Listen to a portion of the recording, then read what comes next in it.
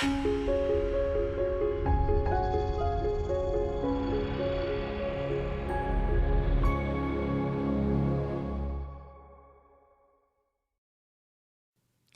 everybody, Denise Lush here, back for another print to project.